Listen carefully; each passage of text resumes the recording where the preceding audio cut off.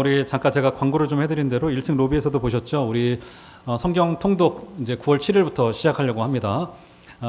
이제 100일 동안 성경 일독하기는 그렇게 쉽지는 않지만 좀 이렇게 도와드릴 수 있는 방편들이 여러 가지가 있어요. 그래서 어플로 성경을 들으실 수도 있고 여러분 가지고 있는 핸드폰에 를 활용을 해서 하실 수도 있고 하려고 합니다. 그리고 성경 전체를 100등분을 해서 여러분들이 필사를 하시게 될 겁니다. 지원하신 분들은. 그래서 그 필사 종이를 다 여러분들에게 나눠 드릴 거예요.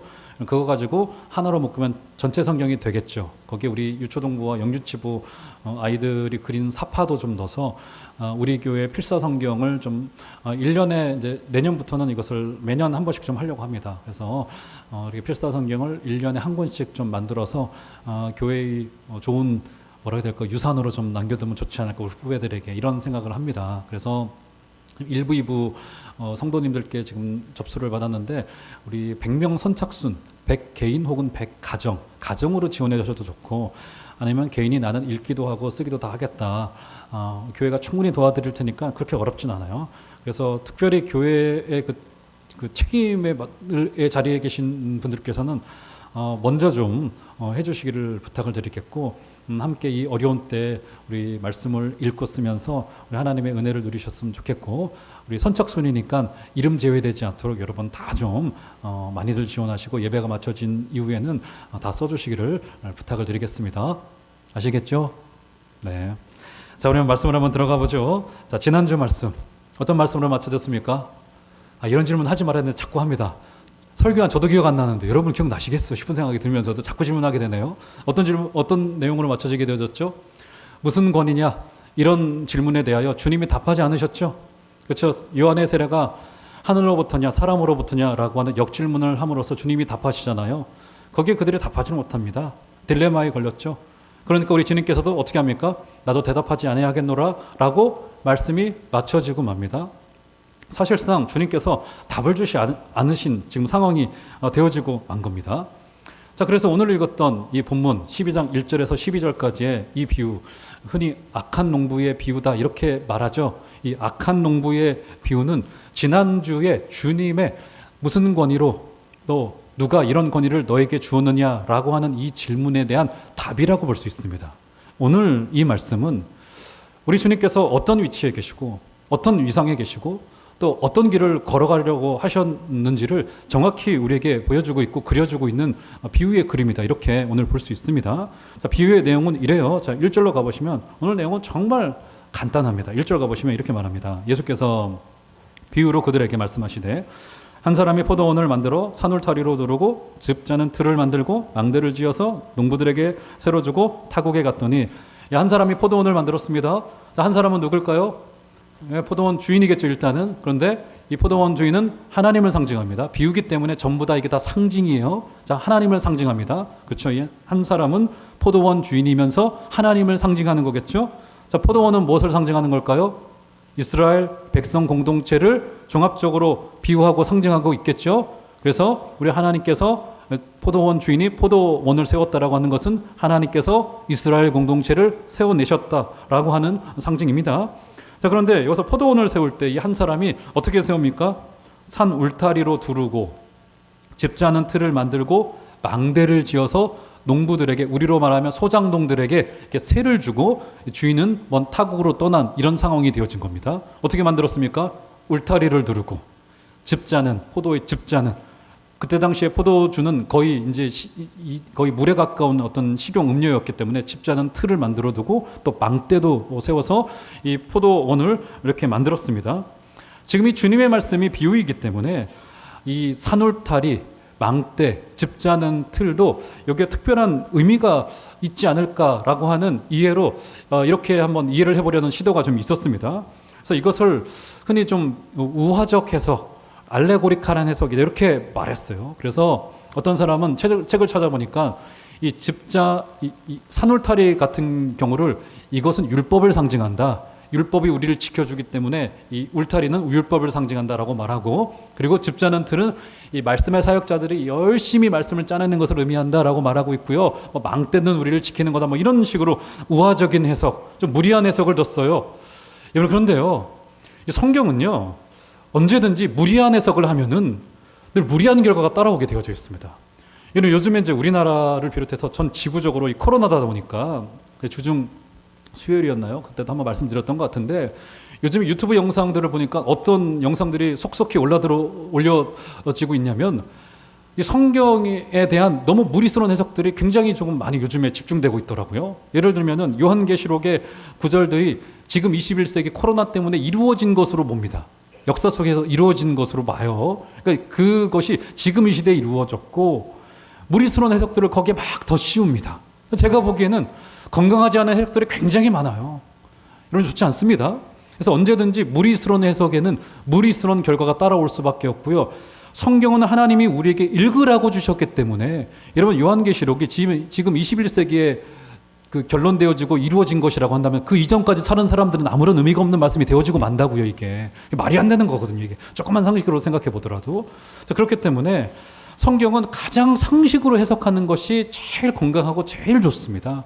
이것을 성경 이 자체가 우리에게 그대로 드러내고 있는 것 그대로 읽어가는 것이 제일 건강한 해석이에요. 이게 무리스럽게 뭐 산울타리가 율법을 상징한다, 뭐 즙자는 틀은 우리 설교자들을 상징한다 이렇게 굳이 할 필요가 없어요. 자, 그러면 오늘 이 포도원에 나와 있는 세 가지의 것, 산울타리, 즙자는 틀, 망대는 어떤 것을 상징하는 것일까? 자, 구약 성경에 답이 나와 있습니다. 자, 한번 스크린에 띄워줘 보시겠어요? 이사야서 5장 1절과 2절을 보시면 이런 말씀이 등장합니다. 이사야서 5장 1절, 2절, 2절 말씀 한번 띄워줘 보시겠어요? 안 되나요? 이사야서 5장 1절, 2절, 2절 말씀 제가 한번 읽어드릴게요. 이렇게 말합니다. 나는 내가 사랑하는 자를 위하여 노래하되 내가 사랑하는 자의 포도원을 노래하리라.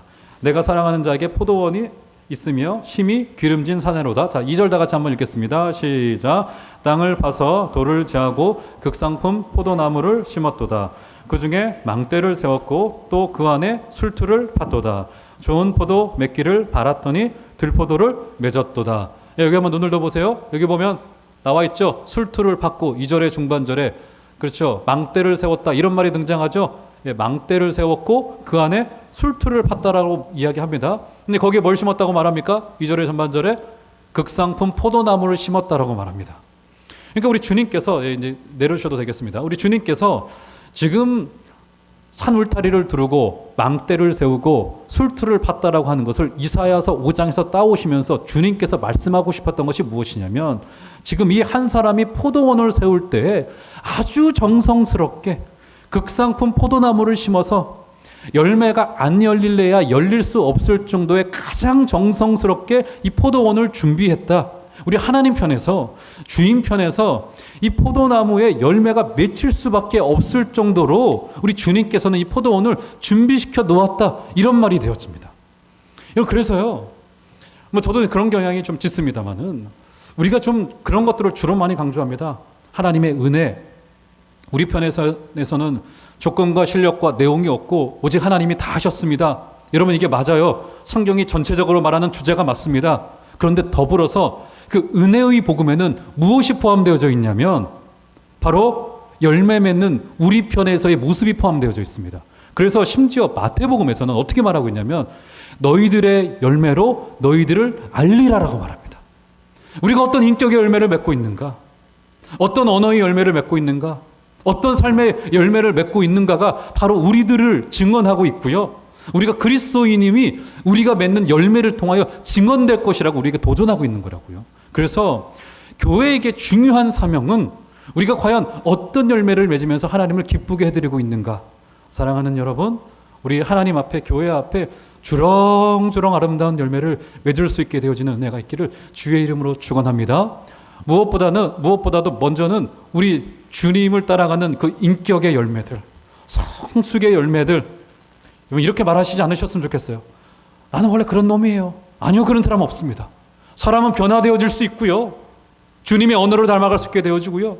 주님의 가치와 주님의 철학과 주님의 삶의 내용과 주님이 이 성경을 통하여 이 땅의 어두운 곳에 우리를 빛으로 부르셔서 빛으로 살아가라고 말씀하셨던 주님의 그 길을 누구나 따라갈 수 있도록 우리를 극상품 포도나무로 심었다고요.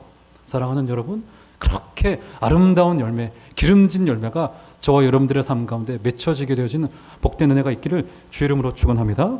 이렇게 지금 한 사람, 이 주인께서는 매우 정성스럽게 최고의 것을 전부 구비하여 포도원을 만들고 포도나무를 심어놓고 새로 소작농들에게 주고는요. 그리고는 이제 외국으로 산울타리를 두르고 이제 외국으로 떠나가게 되어졌죠. 자, 그리고서는 2절로 한번 가볼까요?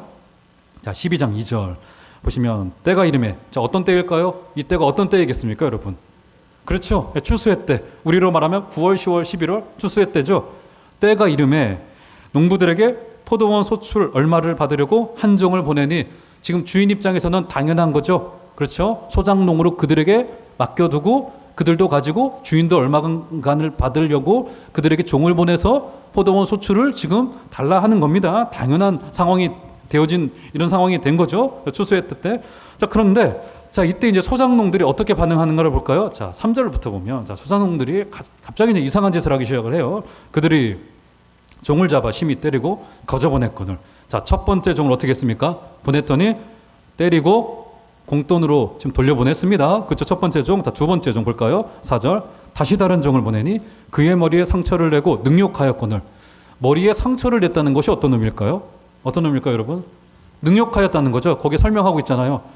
여러분, 그래서요, 이게 동서고금을 막론하고 사람의 그 얼굴이나 머리는 건드는 게 아니잖아요. 우리 자녀들을 훈육할 때도 부모도 감히 아이들의 머리를 때리지는 않지 않습니까? 그런데 그 예전에 저 때도만 해도 그랬는데 아마 여기 계신 선배님들 때는 더 했던 것 같은데, 그렇게 고등학교 때 남자 선생님들이 그렇게 죄송한 표현, 너무 싸대구를 많이 이렇게 올리셨어요. 예전에 60명 한 반이었으면은 얼마나 또 힘도 좋으신지 60명 아이들 전부 다 특히 체육 선생님은 이거를 줄 서서 맞았어요. 저도 많이 맞았습니다. 잘못해서 맞은 게 아니에요. 그때 공동체 문화라 한 놈 잘못하면 다 나와서 다 맞고, 제 친구 중에 하나는 고막이 파열돼가지고 그날 바로 병원 갔는데 뭐 선생님에게 아무 일도 없었습니다. 요즘이면 뭐 바로 이렇게 되는 상황인 거 아니겠습니까? 이런 머리를 때린다라고 하는 것은 능욕을 주겠다라고 하는 의미죠. 여러분, 지금 소작농의 입장에서 지금 이 정도 상황이 되면 어떤 마음을 품은 겁니까? 나는 주인 필요 없어. 당신을 반역할 테요. 당신은 이렇게 당해도 싸워. 지금 이렇게 말하는 것이나 다름없는 거 아니겠어요? 이렇게 종을 두 번째 보냈어요. 자, 5절로 한번 가보실까요? 주인이 어떻게 하나 봅시다. 또 다른 종을 세 번째 보냅니다. 또 다른 종을 보내니 그들이 그를 죽이고 또 그 외 많은 종들도 덜어는 때리고 덜어는 죽인지라 종을 보냅니다. 자, 그런데 어떻게 됩니까? 그 종을 셋째 종은 죽여버리고 말았습니다. 죽였더니 또 어떻게 돼요? 또 그 이외에 여러 종들을 보냈는데 어떤 종들은 때리기도 하고 어떤 종들은 죽이기도 하고 돌려보냈다라고 말합니다. 여러분, 지금 이 정도면 뜻이 밝혀졌잖아요. 어떻게 밝혀진 겁니까? 반역하겠다라고 하는 분명한 사인이고 분명한 메시지를 주인에게 보낸 거 아니겠습니까? 맞죠? 그런데 지금 우리가 지금 이 글을 쭉 읽어갈 때, 성경의 글을 쭉 읽어갈 때 어떤 식으로 우리가 이 글을 집중하여 읽냐면, 이 악한 농부, 그래서 이 비유의 제목도 악한 농부의 비유예요. 이 악한 농부의 악행에 초점을 둬요. 어떻게 또 때리냐? 정말 바리새인들 악했구나. 바리새인들을 상징하는 거잖아요. 지금 당시의 종교 지도자들, 이스라엘의 그 악행들을 상징하는 거잖아요. 선지자들을 보냈는데 선지자들을 죽였던 그들의 역사를 비판하는 거 아니겠습니까? 그들의 악행에 초점을 둬요. 자, 그런데 여기서 정작 더 놀라운 점이 뭡니까, 여러분? 저는 그게 눈에 띄더라고요. 주인의 입장에서 종을 한 번 보냈는데 때려 보냈어요. 공돈으로 보냈어요. 두 번째 보냈더니 머리를 상하게 해서 능욕하여 보냈습니다. 그랬더니 또 어떻게 합니까? 또 다시 종을 보내고 또 보내고 또 보내고 결국 어떻게 됩니까? 6절 한번 가볼까요? 6절 이렇게 말합니다. 6절 한번 다 같이 한 소리로 한번 읽겠습니다. 시작. 이제 한 사람이 남았으니 곧 그가 사랑하는 아들이라. 최후로 이를 보내며 이르되 내 아들은 존대하리라 하였더니, 마지막으로 누구를 보내요? 그의 사랑하는 아들을 보내면 적어도 이는 존대하리라라고 하는 기대를 가지고 그들에게 보냈단 말이죠. 여러분, 저는 아무리 생각해봐도 주인의 이 행위가 도저히 납득이 되질 않습니다. 저 같은 경우에는 두 번째 정도 됐으면 머리를 능욕하고 보냈다라고 한다면 군대를 동원해서 물질의 힘을 동원해서 주인이 가지고 있는 모든 자원을 동원해서 이 소작농들을 진멸하리라라고 군대를 동원해서 이끌어 왔을 것 같아요. 그런데 어떻게 됩니까? 종을 수차례 여러 차례 보내었고, 그리고 마지막 종까지 보내자 이제 최후로 내 사랑하는 아들은 이가 존대하리라 라고 하는 마음을 가지고 그 아들을 어디로 보낸 겁니까? 불구덩이 속으로 보내버리고 말죠. 저는요, 이런 주인의 태도가 굉장히 이해가 되질 않아요. 여러분 이해가 되시나요? 이게 상식적입니까? 합리적이에요? 아니죠. 주인은 굉장히 무모할 정도로 자신의 아들마저도 불구덩이에 보냈단 말이죠. 무슨 말입니까? 여러분 신앙에는요, 이런 신비하고 이해가 되지 않고 말로 표현할 수 없는 영역이 우리에게는 존재합니다. 무슨 기적이 일어나는 것이 신비가 아니에요. 진짜 기적이 뭡니까? 여러분 진짜 신비가 뭐예요? 우리 하나님께서, 주인 되신 분께서 우리를 찾아오시고 또 찾아오시고 또 찾아오시고 또 찾아오시고 끝내는 당신의 아들을 보내시면서까지 당신의 사랑을 우리에게 확인시켜 주셨다는 사실이 가장 우리에게 신비일 수밖에 없습니다. 여러분 그래서 주인의 이런 이해되지 않는 이 인내와 이 태도는 바로 우리의 구원의 근간을 이룹니다. 그래서 우리가 구원에 대해서 이렇게 노래하지 않습니까? 찬송가 310장에 하나님의 은혜로 있을 데 없는 자 왜 구속하여 주는지 난 어떻게 된다고요? 알 수 있습니까? 없습니까? 난 알 수 없도다. 할렐루야. 사랑하는 여러분, 구원은 이해가 되지 않는 영역이에요. 나를 위해서 왜 당신의 목숨을 버리셨고 왜 당신의 사랑하는 아들을 보내주셨고 왜 나를 사랑하여 주시는지 알 수 없는 것이 우리 하나님의 사랑인 것이라고요. 사랑하는 여러분, 이게 정말 우리에게 기적이 되어지기를 바라겠고 이것을 우리가 보지 못하나 말할 수 없는 즐거움으로 기뻐하는 신비 또한 우리에게 있도록 여러분과 하나님의 은혜 기뻐하시는 여러분들 되어주시기를 주의 이름으로 축원합니다. 그래서 제가 보니까 성도님들 중에서도 그런 분들 계시더라고요. 제가 봐도 인간적으로 절망스러워요. 기뻐할 수가 없어. 기가 막힐 노릇이죠. 아들을 앞장 세우고 조롱을 받고 멸시를 받고 때로는 세상에서 하는 일마다 실패하고 정말 기뻐하기가 너무 힘든 상황입니다. 그런데 어떻게 되어져요? 목사의 눈으로 보더라도 저분이 기뻐하는 게 이해가 되질 않아요. 그런데 그분도 이해가 되진 않지만 그 기쁨은 이해가 되어져요. 신비한 기쁨이 그 가운데 있습니다. 사랑하는 여러분, 우리 교회 가운데 이렇게 말로 설명할 수 없는 기쁨들, 즐거움들, 만약에 무엇이 이루어졌기 때문에 감사하고 기뻐합니다도 좋아요, 여러분. 그런데 그럼에도 불구하고, 이루어지지 않았음에도 불구하고 하나님 감사합니다. 당신이 나를 위해서 이해할 수 없는 방식으로 우리를 사랑하셨듯 저도 그렇게 사랑하겠습니다. 이런 고백이 우리 교회 가운데 넘쳐나게 되어지는 은혜가 있기를 주의 이름으로 축원합니다. 이렇게 지금 주인은 이해할 수 없는 방식으로 지금 이 포도원을 지키려고 하고 있습니다. 자, 그러던 와중에 이제 악한 농부들의 반응을 한번 볼까요? 자, 아들까지 이제 보냈습니다. 그렇죠. 아들은 선대하겠지라고 하는 기대를 가지고 아버지이신 그 주인께서 보내셨어요. 자, 그런데 자, 농부들의 반응을 한번 볼까요? 자, 7절 한번 가보시면 이렇게 말합니다. 그 농부들이 서로 말하되 이는 상속자니 자 죽이자. 그러면 그 유산이 우리 것이 되리라 하고 이에 잡아 죽여 포도원 밖에 내던졌느니라 라고 말합니다. 여러분 7절에 눈으로 한번 더 보세요. 농부들이 어떻게 말했습니까? 그 농부들이 서로 말하되 이는 상속자니 자 죽이자. 그러면 그 유산이 우리 것이 되리라 하고. 여러분 한번 상식으로 생각을 해봤으면 좋겠습니다. 어떤 주인이 당신이 보낸 아들을 죽인 소작농들에게 자신의 소유였던 포도원을 주겠습니까? 지금 농부들이 어떻게 판단을 했어요? 악한 농부들이 보낸 아들을 죽이면 이 포도원을 주인이 우리에게 줄 것이라고 기대를 했죠. 지금 여러분 말이 되지 않는 판단을 한 거잖아요. 지금 어떻게 된 겁니까? 그들의 생각이 완전히 뒤틀려져 있었습니다. 맞죠, 여러분? 지금 어떻게 이런 생각을 할 수 있을까? 보낸 아들을 죽이면 이 포도원이 우리의 소유가 될 수 있을 거라. 우리로 말하면 부동산을 새로 얻고 있었는데 그 아들을 우리가 강도짓에서 뺏어서 죽여버리면 그 부동산을 우리에게 주리라라고는 기대를 가진 거예요. 어떻게 된 겁니까? 농부들의 생각과 합리적인 이성이 완전히 다 무너져 있었던 상황이 된 겁니다. 지금 그런 판단을 하기까지 이르렀어요. 여러분 여기에서요, 저는 참 어떻게 보면은 죄가 가지는 두 가지의 특성을 여기서 볼 수 있습니다. 첫 번째는 뭐냐면 죄는 이렇게 우리의 모든 생각을 전부 다 뒤틀어 버립니다. 우리의 이성을 무너뜨려 버리고 말아요. 맞죠, 여러분? 그렇습니다.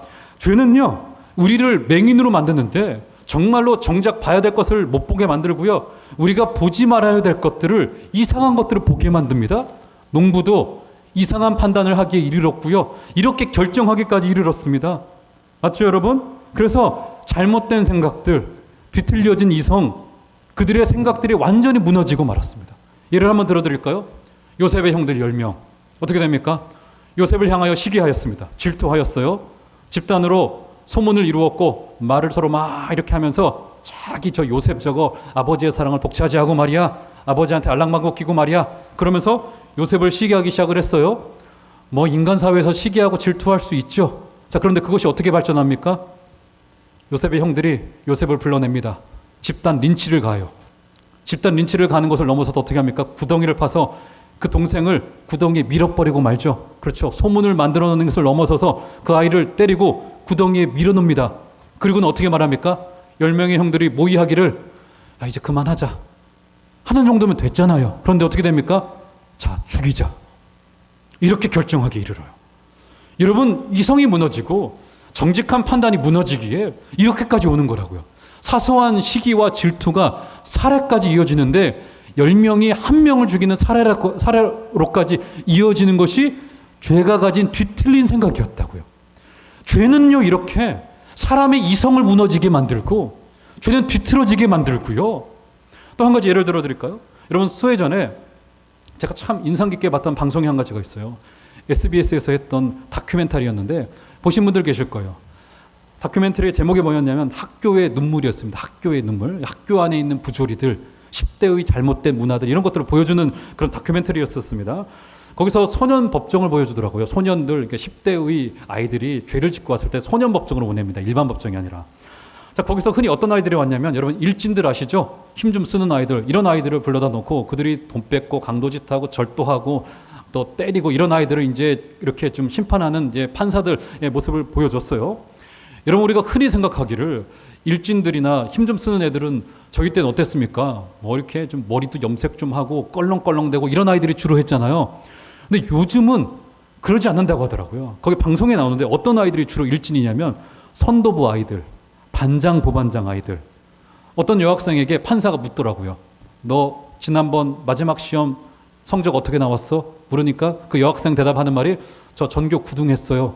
그러면 전교 9등이면 공부를 잘하는 겁니까? 못하는 겁니까? 잘하는 거겠죠. 저는 죄송하게도 전교 9등을 해본 적이 없네요.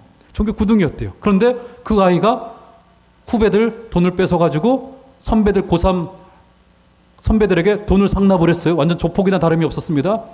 판사가 하도 기가 막혀서 묻습니다. 그 여자아이한테. 너 왜 돈 뺏었어? 하니까 3학년 고3 언니들이 돈 좀 달라고 하기에 후배 돈을 뺏어서 줬다는 거예요. 기가 막힐 노릇이죠. 판사가 기가 막히고 코가 막히고 답답하니까 옆에 앉아 계신 거 어머니한테 묻습니다. 소년법정은 항상 보호자가 와서 앉아있게 되어져 있다고 하더라고요. 어머니께 물어요. 제가 그대로 그 멘트를 따왔습니다. 이렇게 묻습니다. 그 아이 어머니한테, 어머님 이야기 한번 해보시죠. 이 사태를 점점점. 판사가 말을 잇질 못해요. 그러니까 어머니의 대답이 정말 기가 막힌 대답을 합니다. 어떤 대답을 했는지 아세요? 우리 딸아이가 그게 안 좋은 행동인 줄 모르고 이렇게 말을 그려요. 여러분, 후배들 때리고 돈 뺏는 걸 안 좋은 행동인 줄 모르겠대요. 제가 그 멘트를 듣는데 너무 기가 막히더라고요. 이거를 이렇게 거짓말을 하나? 이게 지금 이렇게 핑계 될 거라고 핑계를 대나? 막 제 안에서도 막 이렇게 이게 막 녹아 일더라고요. 그 맞았던 애를 생각을 하니까, 돈을 뺏겼던 그 힘 약한 아이들 생각을 하니까 기가 막히더라고요. 그런데 제가 곰곰이 성경을 놓고 생각을 해보니까 그럴 수 있겠더라고요. 진짜 그게 나쁜 행동인지 몰랐을 수 있겠구나 싶더라고요. 뭐요? 죄가 사람의 이성을 마비시키고 정상적인 사고를 무너뜨리면 죄가 죄인 줄 몰라요. 때리는 게 잘못된 줄 모르고요. 내 힘을 과시하는 것을, 사람을 모함하는 것을, 사람을 죽이는 것을 별거 아닌 것으로 생각합니다.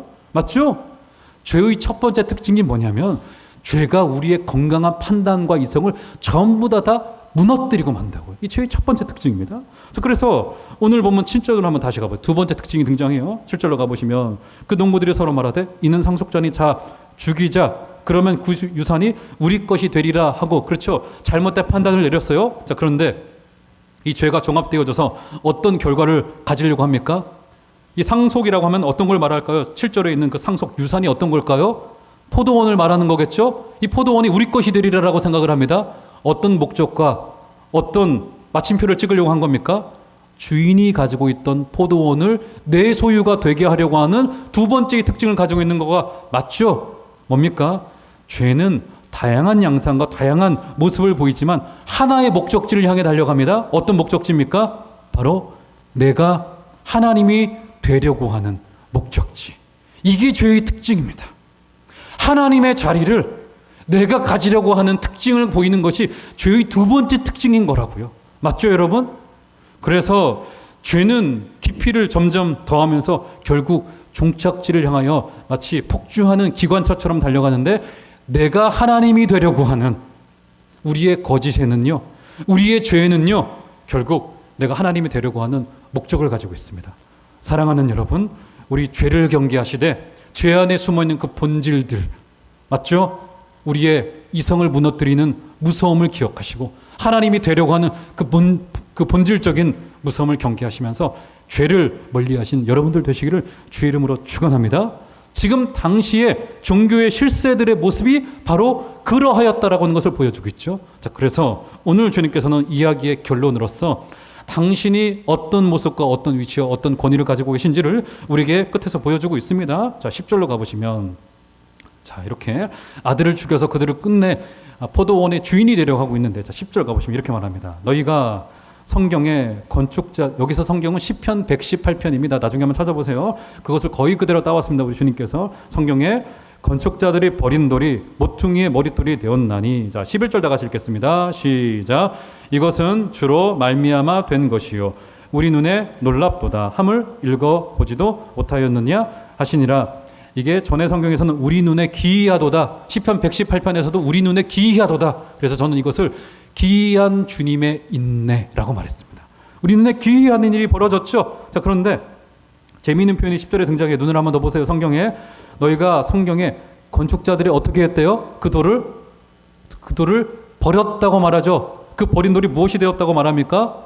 예, 모퉁이의 머릿돌이 되었다라고 말합니다. 이스라엘의 건축은 모퉁이돌에서부터 시작되어져서 모퉁이돌로 끝나게 되어진 것이 이스라엘의 건축법입니다. 그렇죠. 그런데 여기서 건축자들이 돌을 하나가를 버렸다고 말합니다. 그렇죠. 이 버린 돌이 있었습니다. 그러면 질문이, 왜 여기서 건축자들이 이 돌을 버렸던 것일까? 여러분, 이 돌을 왜 버렸을까요? 왜 버렸을까요? 건축자들이. 건축에 관계되신 분들 계시죠? 이 돌을 왜 버렸을까? 저는 이 돌을 왜 버렸는지 잘 이해하고 있습니다. 여러분, 작년 말에, 여러분 오늘도 들으셨겠지만 여기 화장실 우리 새로 공사했지 않습니까? 1, 2, 3층 공사했잖아요. 이게 1, 2, 3층 공사를 하다 보니까 생각보다 예산이 조금 들었습니다. 제가 이제 우리 교회 이제 처음에 부임을 할 때, 저는 이제 뭐 은사도 그렇고 달란트도 그렇고 또 욕심도 없고 막 우리 교회 건물을 막 이렇게 삐까뻔쩍에 지어가지고 뭐 주위 사람들에게 보여줘가지고 그것 때문에 오게 하고 그러고 싶은 생각도 없고, 저 하여간 건축에는 별로 생각이 없어요.